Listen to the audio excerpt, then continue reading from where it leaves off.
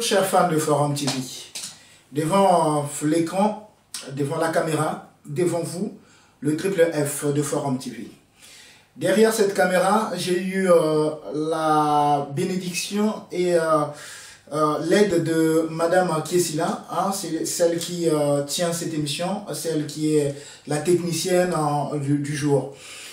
Et en dehors d'elle, avant de commencer à lancer cette émission, j'ai vraiment envie de remercier tous ceux qui travaillent pour Forum TV. En l'occurrence, Dadi Eoula, c'est lui qui finance régulièrement Forum TV, c'est lui qui est toujours dans tous les mouvements, dans tous les déplacements de Forum TV. L'homme sans qui Forum TV ne serait pas ce qu'elle est aujourd'hui. À côté de lui, il y a les techniciens. Hein, en l'occurrence, Rodney Image, hein, c'est lui qui s'occupe des montages de Forum TV. Et aussi, et surtout, hein, du technicien maison, hein, celui qu'on appelle Dimitri The Best, hein, Dimitri Bisseba, avec Best Vision. Alors, chers fans de Forum TV, toujours à la source, l'information à la source. C'est pourquoi, d'ailleurs, nous sommes parmi les meilleurs, hein, les meilleures chaînes de la diaspora. Nous donnons les informations, les vraies informations. Nous allons les chercher là où elles se trouvent. Et dans ce cadre, nous avons l'opportunité de suivre en direct de Brazzaville. Je vous en prie, j'ai appelé cet homme depuis Brazzaville pour des besoins, hein, de vérité. Alors, il se passe que depuis un certain temps sur les réseaux sociaux et même sur certains médias, il y a eu une attaque féroce, une attaque frontale, je dirais, contre le nouveau parti qui a été créé par Diaf Lekweta et Eva Nago avec leurs acolytes. Un parti qui vient de la diaspora. Alors c'est pourquoi ça interpelle plus d'une personne, hein, résidant dans la diaspora ou appartenant à la diaspora congolaise. Donc nous allons suivre Diaf Lekweta qui a soi-disant été démis de ses fonctions, s'il vous plaît, par le secrétaire permanent. Lui qui est le président créateur du MODEC a été démis de ses fonctions. Alors un président qui était démis par son secrétaire permanent. Alors ça crée une embrouillamini, s'il faut le dire, un imbongrillo dans la classe politique ou dans l'opinion politique congolaise. C'est pourquoi nous avons voulu interroger, écouter, réagir Monsieur Diaf Lekweta depuis Brazzaville. Nous l'avons appelé depuis nos studios de Forum TV, s'il vous plaît, depuis Paris. Nous l'avons interviewé, nous l'avons interpellé sur un certain nombre de questions. Et dans ce sens, chers fans, vous ne serez pas déçus parce que Forum TV vous donne des informations fraîches et toutes faites. Dadi Eoula, Deli Mwengwe, de La Rochelle, Mami Eoula. Vous qui suivez Forum TV, Destin William, Destin Missamou, Mbila Mikiliste, hein, le parrain des sapélogues, nous allons suivre la réaction en direct de Forum TV de Diaf Lekweta, l'ex-président, parce que lui-même il le confirme, le MODEC n'existe pas, qu'il a créé un nouveau parti. Nous allons donc laisser la place à notre invité, Diaf Lekweta, en direct par téléphone, s'il vous plaît, de Brazzaville. Monsieur Diaf, vous êtes en direct de Forum TV depuis Paris. Alors, vous êtes à l'émission Parlons franchement de Forum TV de Fabulous. Alors, Monsieur Diaf, nous sommes heureux de vous avoir en direct sur Forum TV. Alors, il se passe beaucoup de choses sur votre parti, votre jeune parti, qui vient de s'éclabousser, si l'on peut le dire. Est-ce que aujourd'hui on peut encore vous appeler président du MODEC?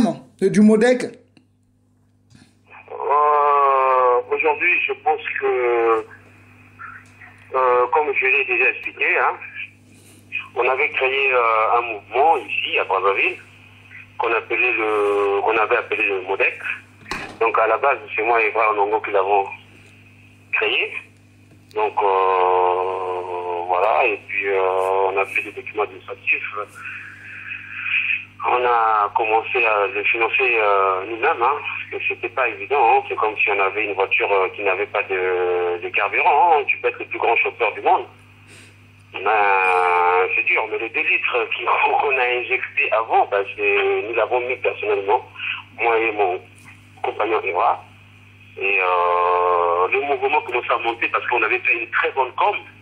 Donc le mouvement commençait à monter. Et dommage que dans notre pays, il y a des gens qui ont toujours un esprit rétrograde et puis une pensée médiocre, qui ont voulu récupérer le mouvement en instrumentalisant certains jeunes qui sont en situation de précarité sociale ici à Brazzaville. Donc après, on est passé à la préfecture. La préfecture nous a dit qu'il y a eu beaucoup de tensions et puis le dossier était incomplet et qu'il fallait arrêter ce dossier. Et puis ils nous ont demandé de créer un autre mouvement, nous, et puis les autres qui ont été instrumentalisés par certaines personnes qui ont de mauvaises foi. Donc vous confirmez sur Forum TV que le mouvement MODEC n'existe plus à Brazzaville ou dans la diaspora? Le MODEC n'existe plus à Brazzaville. Donc nous sommes toujours, on s'est dit, dans la foulée de notre démarche, que nous, ce qu'on veut, c'est conscientiser les jeunes, que les jeunes apprennent à réfléchir autrement, on veut parler de leurs problèmes, on veut que ces jeunes-là puissent penser au Congo. Donc nous avons décidé de continuer dans notre démarche et de créer un mouvement aujourd'hui à Pointe-Noire. Et ce mouvement, on est en plein AG, on aura un AG tout à l'heure à 15h30. À 15h. Mais comment réagissez-vous par rapport à cet aspect de choses où un secrétaire permanent initie le désamorcement d'un mouvement populaire, d'un mouvement qui devrait servir la jeunesse? Qu'un secrétaire vous démette de vos fonctions? Je vais vous expliquer que déjà, avant d'avoir un numéro d'enregistrement à la préfecture, il faut avoir un procès verbal de l'Assemblée générale. Oui. Déjà, le fait de faire un comité préparatoire, c'est déjà illégal. Oui. Un comité préparatoire pour l'Assemblée générale. Oui. Alors qu'on avait un PV qui disait qu'on avait déjà fait l'Assemblée générale et les instances qui étaient là, c'est les instances qui étaient respectées. Aujourd'hui, c'est pas moi-même qui me suis élu président, mais c'est les cofondateurs qui m'avaient élu président du MODEC. Voilà, nous avons pris beaucoup d'initiatives et bizarrement, je pense qu'on a eu tort de mettre même au sein du BEN des jeunes qui sont en situation de précarité sociale. Et ces jeunes-là ont été instrumentalisés par certaines personnes, comme je vous l'ai dit, qui ont de mauvaises foi pour pouvoir le suspendre, parce que c'est vraiment, pour moi, juridiquement, c'était pas possible. Donc, au lieu de rentrer dans une confrontation comme ça, le mouvement venait à peine de paraître, donc ça servait à rien. Donc, on s'est dit, bon, écoutez, et ils sont instrumentalisés par des gens, ils sont instrumentalisés, donc on ne peut pas continuer avec eux. Et puis, ils ont mal commencé, donc on s'est dit, bon, écoute, on va continuer dans notre démarche avec des gens qui sont autour de nous, qui sont responsables, déjà dans un premier temps, et qui ont des convictions assez solides, pour qu'on puisse créer quelque chose ici à Brazzaville qui va permettre de faire avancer notre pays. Donc voilà. Des gens qui sont instrumentalisés, c'est des jeunes qui n'ont pas des repères, des repères sociaux. Mais qu'est-ce que Hein? Mais qu'est-ce qui vous fait croire que le prochain mouvement sera le bon et va bien fonctionner, vu que ce sont les mêmes jeunes qui sont dans une condition ou dans des conditions, comme vous le dites, de précarité sociale? Vous le savez, comme vous le savez autant que moi, on apprend tous les jours. On apprend tous les jours. Ça arrive des moments où on peut faire des bêtises, hein. Le terrain politique à Port-Gravé, je ne la connaissais pas. Je croyais que les jeunes qui sont sur raison aussi, ils viennent avec leurs convictions, mais je me rends compte qu'il y en a d'autres qui viennent avec qui rentrent de la politique pour pouvoir chercher une vie meilleure. Voilà. Donc j'ai retenu la leçon et puis je continue toujours d'apprendre. Je pense que cette fois-ci, au niveau des choix, on a pris beaucoup de réflexions entre nous. Et on s'est parlé, c'était arrivé, on s'est retrouvé avec des jeunes Congolais, hein, qui veulent pour moi des changements, qui se sont dit, voilà, on se met ensemble. Même si c'est dans des moments difficiles, même si financièrement c'est dur, mais on se met ensemble pour faire avancer notre pays. Et on a cette conviction et cette détermination. Donc au niveau des personnes, c'est vrai qu'on a eu à faire des erreurs. Mais maintenant, je pense qu'on va partir sur des très bonnes bases, avec des personnes qui ont des convictions solides, qui ne peuvent pas être démantelées par des gens qui ont des pensées médiocres, hein, des petits rétrogrades, qui pensent que pour eux, ils doivent tout récupérer, quoi. Tout mouvement au Congo, ils les récupèrent parce que non. Nous, on s'est dit, on a un mouvement politique qu'on doit amener avec nos convictions, notre façon de réfléchir, hein, ce qu'on veut faire pour le Congo, voilà. Ben, mais est-ce que vous pouvez nous dire en direct de Forum TV, à l'émission Parlons Franchement, puisqu'on parle franchement, ce qui a été à la base de cette embrouille avec Benazo? Il nous dit, on apprend sur les réseaux sociaux, sur les médias, que vous aurez reçu une bagatelle somme de 30 millions de francs CFA pour financer votre parti et que vous n'aurez présenté que 5 millions. Écoutez, je vais vous dire, oui. Ce Forum TV, oui. Je vais vous dire aujourd'hui, c'est archi faux. Le MODEC, on n'a jamais rien reçu, quoi que ce soit, et qui que ce soit. Vous comprenez? Allô? Oui, je vous comprends. On n'a jamais rien reçu de qui que ce soit et le MODEC, aujourd'hui, si ça vit le jour, c'est notre volonté personnelle. Ça, on le sait, on vous a suivi votre combat. Un parti, le MODEC, comme je vous l'ai dit, c'est une voiture, une belle voiture, hein, d'ailleurs, hein, avec des bonnes intentions, mais qui n'avait pas de carburant. Il n'avait pas de carburant. Donc cette voiture-là ne peut pas démarrer. Je ne sais pas, c'est que le voiture peut démarrer. Le 2 ou 3 litres qu'on a eu à mettre, c'est sorti de nos poches. Mais qu'est-ce qui vous a poussé dans votre positionnement au centre? Quelles étaient vos motivations en fin de compte? Parce que nous vous avons connu un radical, un opposant fervent à la politique du pouvoir en place. Vous savez, sur le réseau, où en France, on a une autre vision du terrain.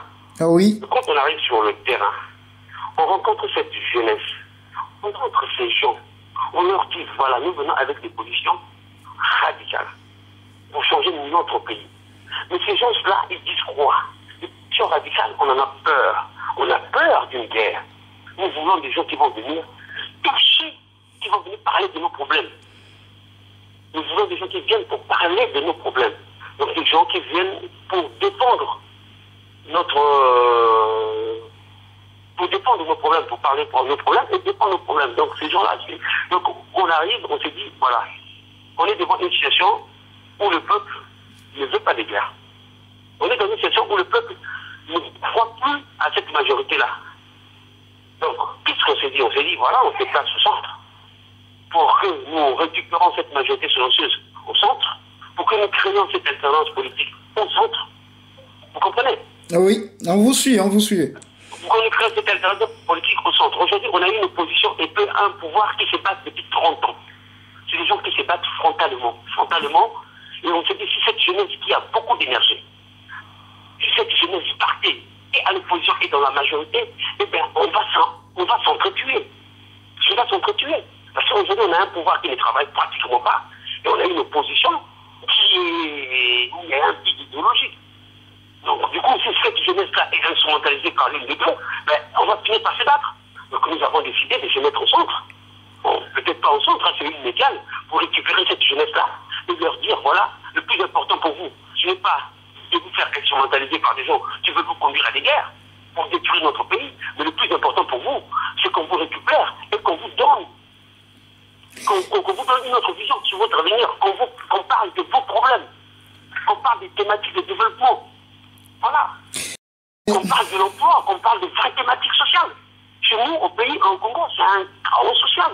Donc nous avons décidé de récupérer cette jeunesse-là. Donc si on a eu l'idée du modèle. Dommage que, voilà, il y a eu des gens mal intentionnés. Très dommage parce que nous vous avons suivi depuis la France. Nous avons suivi également votre compère Édouard Nago. Des gens qui ont été mal intentionnés, qui ont cru que un succès se ramasse comme ça. On venait à peine de commencer. Comme on dit en lingala, les ala qui bandent les mosala, to bandi, to comme mata, to kanisa qui to mataki. Comme nous voyons qu'on soit locaux. Donc, je pense que c'est des gens qui ont mal réfléchi. Donc, aujourd'hui, nous sommes toujours dans cette démarche-là de faire changer notre pays et d'éviter à ce que cette jeunesse soit instrumentalisée par ces mêmes personnes-là qui nous ont conduit à 3 guerres civiles. Est-ce que, monsieur Diaf Lekweta, est-ce que vous ne pensez pas, vous ne considérez pas qu'avec cet échec cuisant, si je puis le dire, monsieur Sassou a parfaitement raison de vouloir se maintenir au pouvoir? Bon, moi je pense que c'est pas... On va parler d'échec, hein. On parle d'échec. Il faut quand même reconnaître, il faut quand même dire les choses par leur nom, c'est quand même un échec. On était au début. Allô, pardon? Oui, mais il faut quand même appeler les choses par leur nom. C'est quand même un échec. C'est quand même quelque chose qui avait été... On a fait un mauvais casting. Oui. Vous savez, ben justement... le modèle n'était pas vraiment bien rodé. On a juste fait un mauvais casting. On a pris des jeunes qui pensaient qu'en rentrant dans la politique, que leurs problèmes étaient réglés. Hein. On a fait un mauvais casting. On reconnaît notre tort. Hein. On peut pas... C'est vrai que le casting compte aussi en politique. Hein. On doit, quand on veut mener un pays, on doit avoir les hommes qui vont avec. Hein. Le travail d'équipe permet à l'homme politique de s'asseoir et puis au pays aussi d'espérer. Ah donc la jeunesse n'est pas encore prête. Pardon? La jeunesse n'est pas encore prête pour changer le pays, pour changer les choses. Prêt, mais il y a il y a des jeunes qui ont une mauvaise vision, mais qui ont gardé cette vision rétrograde de la politique. Moi, je pense que c'était le modèle, c'était une erreur de casting. Hein. On pouvait pas composer avec tout le monde. Et je pense que là, on a retenu la leçon. On va bien partir. Il y a des jeunes qui sont bien ici au pays. Hein. C'est pas parce que il y a des jeunes qui sont bien ici au pays, des jeunes qui sont motivés. La preuve, quand le modèle est tombé, on a fait un grand travail de sensibilisation et de mobilisation avec cette jeunesse qui est sur le terrain. Mais ces jeunes ont compris que c'est pas évident. Hein. C'est pas évident. Il y a toujours des gens qui veulent faire de la récupération. Et les jeunes ont compris, ils se sont dit, voilà, on se met ensemble et puis on crée un parti où personne ne nous embêtera, personne ne nous dira quoi que ce soit. Donc on a préféré créer un parti libre. Et ce parti-là va naître aujourd'hui. Mais je vous rassure, ce parti-là sera nulle part comme le peuple congolais. Ce parti sera avec le peuple, on sera ni ensemble. Ben, monsieur Diaf Lekweta, pendant que nous sommes en ligne avec vous, je vais vous lire un message de Benazo, de Paolo Benazo. Vous qui dites que le MODEC n'existe plus, donc je vais lire tout de suite. En fin d'après-midi, au siège du MODEC, quelques jeunes étudiants de l'université Maringouabi ayant lu les réseaux sociaux ont cherché à toucher la réalité du doigt. Un entretien riche les a conduits à adhérer au MODEC dès aujourd'hui. Demain, nous avons rendez-vous avec une dizaine d'autres. On ne lance les pierres que sur un arbre porteur de bons fruits. La récréation est terminée, je suppose. Signé Paolo Benazo, il y a 13 minutes de cela. Monsieur Diaf Lekweta, votre réaction par rapport à ça?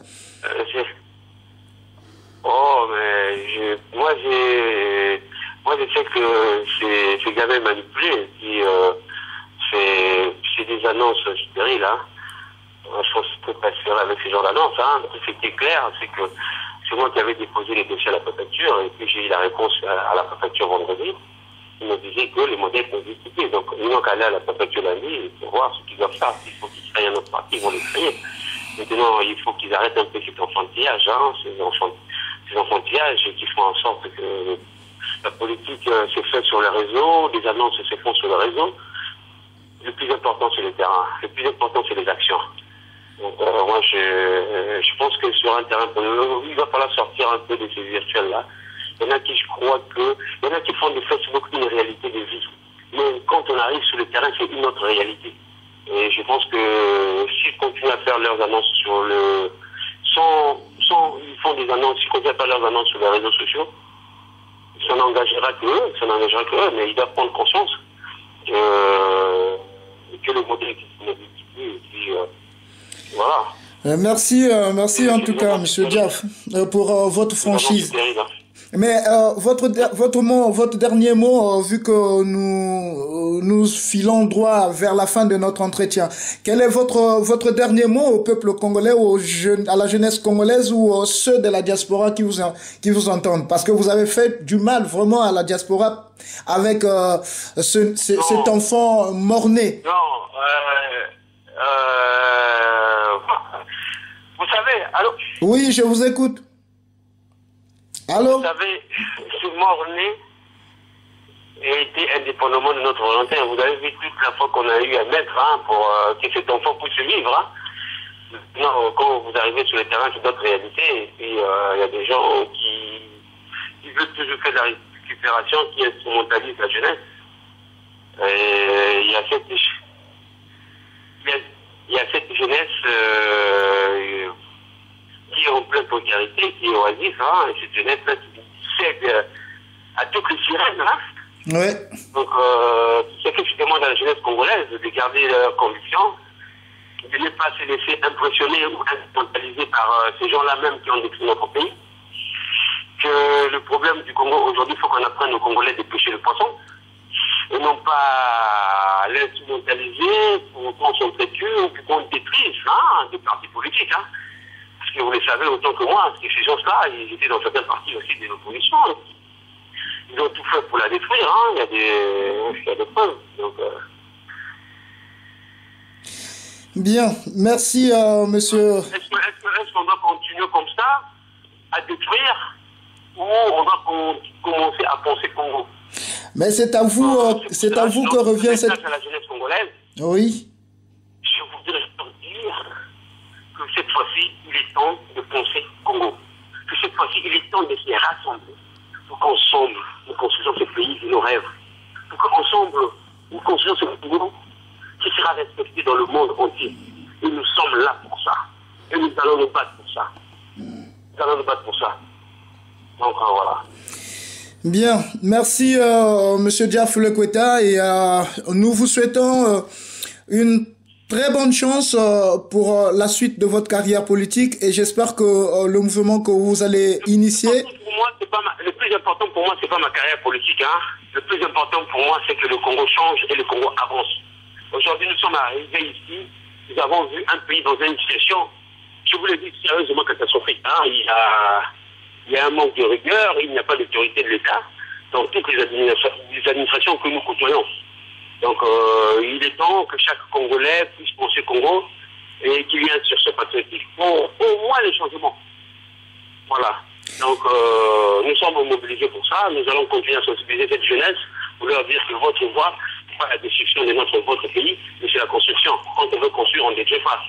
Donc, cette jeunesse-là doit penser Congo. Et à partir de là, je pense qu'on avancera tous. Même ceux qui sont à l'extérieur, même vous, on avancera tous vers un pays prospère.